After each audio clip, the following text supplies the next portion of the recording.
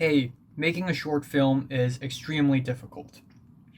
What's up? It's the Culture Detective here, investigating your favorite movies, and today I am back to make another movie review on a movie released in 2020, and this time it would be The New Mutants. it feels unreal, okay?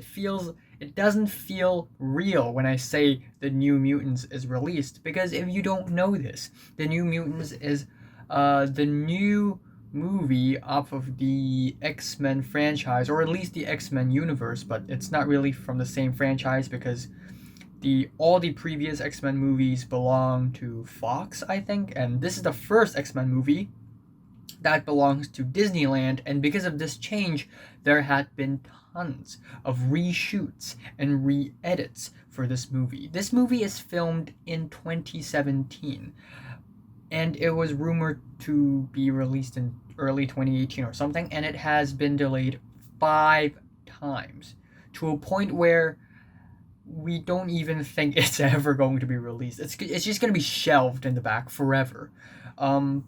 But no, it got released on like Disney X or something on that platform, and yeah, it's kinda crappy. It's kinda crappy of a movie.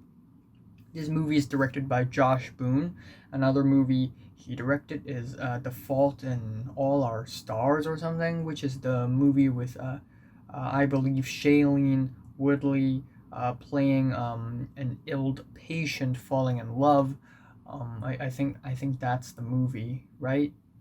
I have always been pretty indifferent on X-Men movies. I mean, in the X-Men movies, there are some really good ones, like the first two ever X-Men movies. Days of Future Past is really entertaining. Of course, the Deadpool movies are both very funny and great. And of course, we have the movie Logan, which is just hardcore, tragic, gritty, extreme, realistic kind of X-Men movie that I did not anticipate at all, and it just completely blew my mind because of the way it's written. And yeah, Logan became one of my favorite movies of the entire 2010s. So think about how good it is. But then there are also a lot of pretty garbage X-Men movies. Of course, we have the Wolverine Origins, which is just a boring, cheesy snooze fest.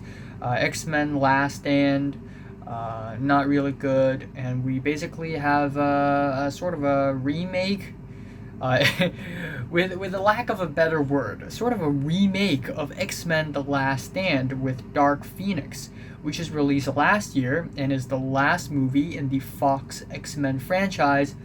And I remember giving this movie a light 4 out of 10 because it's just so messy and so boring and so uninteresting. It's just a hot mess. Now we have The New Mutants, which is pretty much a new chapter for the world of X-Men. The New Mutants. It's new. I get it. So, yeah, it stars Anya Taylor-Joy of Split and The Witch fame. She's now in The Queen's Gambit. Amazing performance. Maisie Williams of Game of Thrones fame. Charlie Heaton of Stranger Things fame. Blue Hunt, and this other dude whom I've never seen before. So the plot is basically Danny, the main character, played by Blue Hunt. She woke up in this facility, hospital place where she and 4 other mutants, which are all teenagers, have to do these programs, these training things with this one female doctor called Dr. Reyes, and they're just kind of stuck there, and weird shit starts happening ever since Danny had joined the group, and they also started to realize what are the true intentions of Dr. Reyes, and they really wanted to escape, but they can't because there's this force field around this facility generated by Dr. Reyes herself, so they're kind of just trapped there. Yeah, let's talk about the pros first. First of all, I think the cast is great. The fact that there are only 6 characters in this entire movie, aside from Danny's dad, of course, is yeah, it's simplistic. We don't have to focus on too much.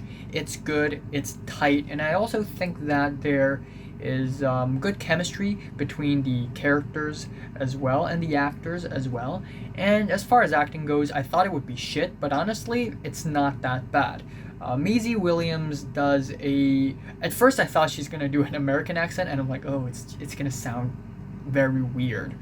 But no, she does a bit of a Scottish accent, and it's pretty consistent. Anya Taylor-Joy does like a Russian accent, and sometimes she sounds a little American, but most of the times it works. Charlie Keaton doesn't speak much. He sort of does a southern, like Kentucky accent, and we have the other dude who just speaks normally. So yeah, the acting is not that bad. Also, conceptually, I think this movie has a lot of potential. I mean, characters that we've never seen on screen before showing up, locked up in a facility, going insane, scary, spooky story mixed with superpowers. Very interesting indeed. Very interesting idea. However, the concept is one thing and the execution is another thing. And the execution of this movie is.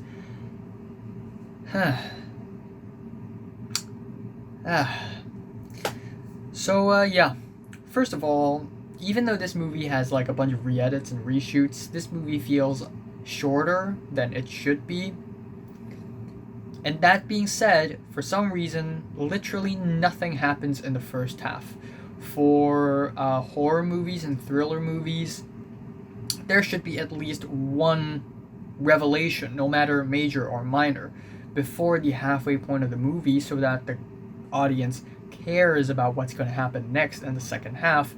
But pretty much nothing happens in the first half. Pretty much nothing happens.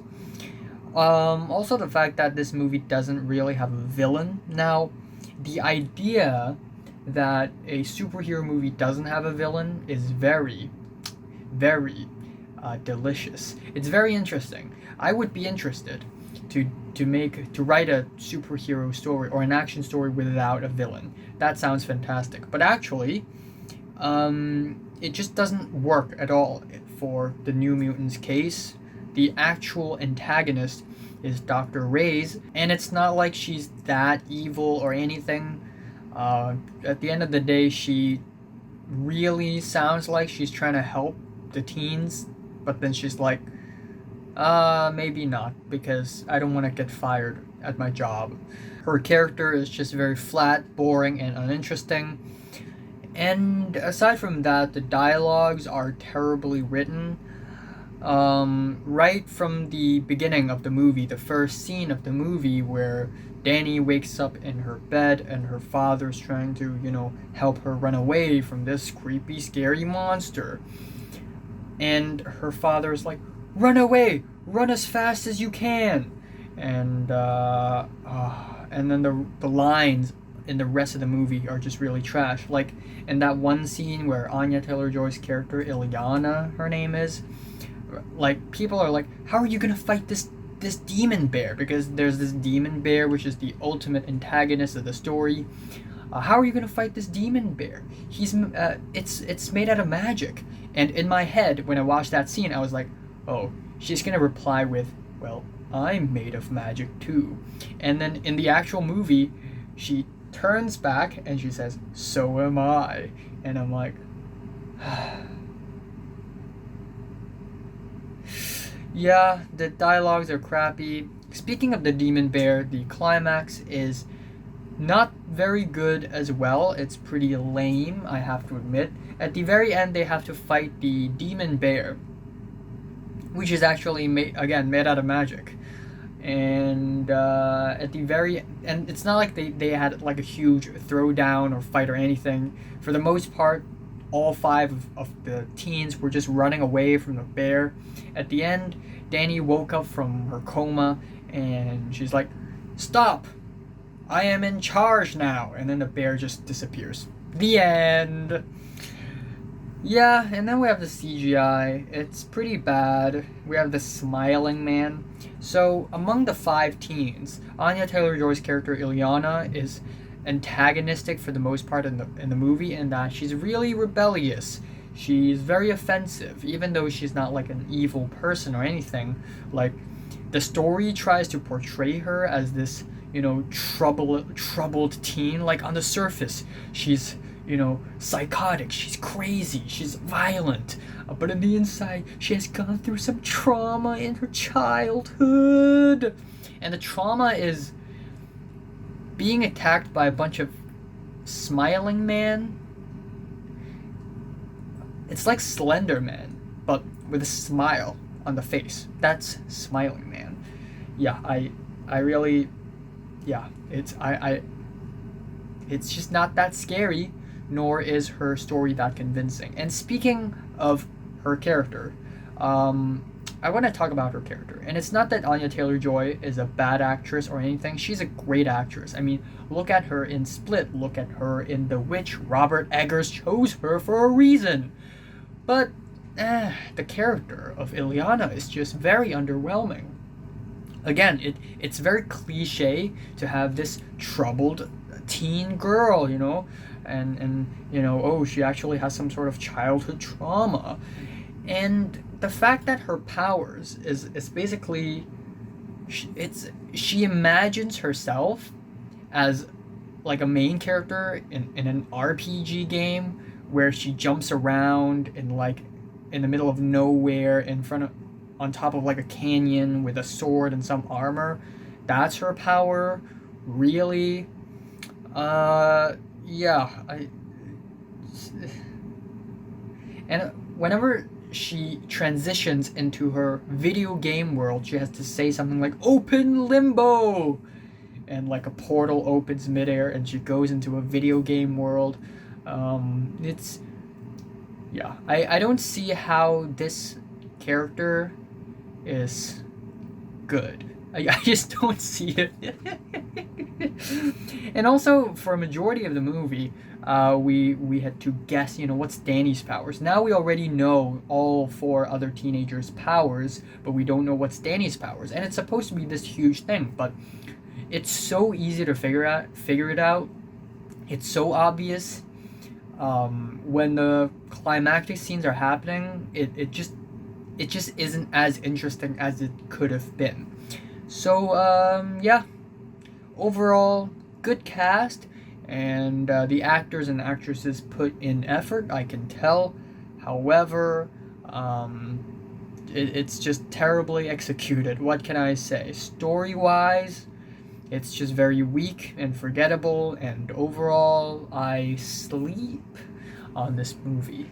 I'm saying the New Mutants is Gone with the Wind, and I'm giving it a strong 4 to a light, a strong 4.